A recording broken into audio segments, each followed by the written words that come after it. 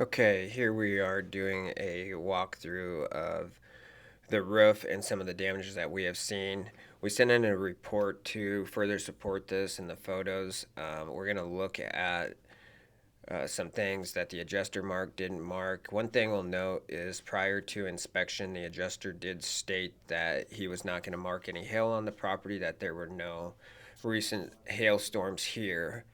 It has been widely reported and documented throughout these neighborhoods that there's a significant storm that happened. Now, if we look at this test square here, what you'll see is you'll see the adjuster's test square, but you're going to see blue and orange marks. Now, the blue and orange marks are going to be the contractor markings. I'm taking a close look here to show you. There is some very obvious hail that impacted this roof, and the adjuster test squares had no markings in it prior to our markings. We have photos to support that. Here we also have some wind damage, which he did recognize wind. However, I do want to point out in our repaired video about the plank decking, that's what I'm showing here. This is saturated decking. This would need to be removed in order to make a proper repair. We cannot recover a saturated deck such as this. So just kind of overview of the roof. You can see there's a lot of looks like hail damage to the roof. Top of metal awning is obviously been hit by what appears to be close to 1 inch hail. And if we look at some of the spatter, I believe that it represents that, along with the impacts to the shingle. So we come to the back side. We're going to just look at some more evidence around the property. Now, these two heaters clearly hit by hail. The adjuster did recognize this and did cover these. So for him to recognize that there's hail damage to these, but to say that there was none to the shingles is a bit of an issue.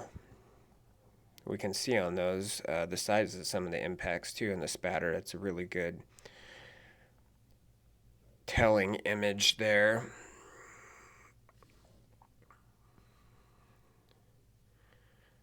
Now we're going to come to the back side again here. We got the adjuster's test square, and prior to the blue and orange marks, those were our marks from our reinspection. The white test squares had 0 marks for hail damage, and we believe that there is widespread hail damage on this roof.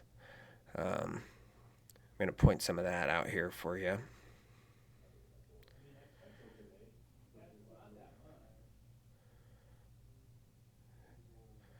So here we can see some more impacts consistent with hail right there. Even though that's a corner, and we don't normally like to show corners, that is a really good impact that shows the relative size of the hail, along with here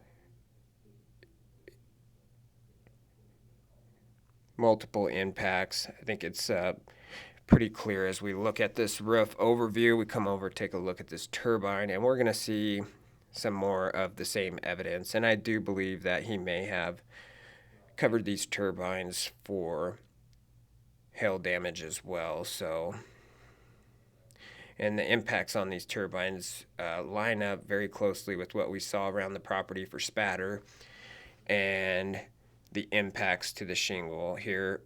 Those impacts are very, very similar in size to the impacts we're showing on the shingles.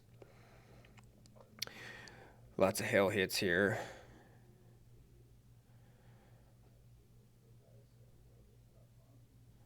Going to take a look at the dish. Another very good representation of the size of hail on site. We have some additional photos of those two roofs back there and the siding and spatter evidence. I mean, from here you can tell that that roof looks like it has been beat up a little bit. So we'll grab some more photos over there. If you guys have any questions, be sure to let us know. So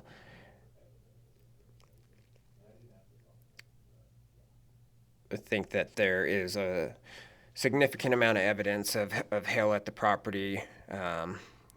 if we need to reinspect, we are happy to do so. Hopefully this helps. Thanks.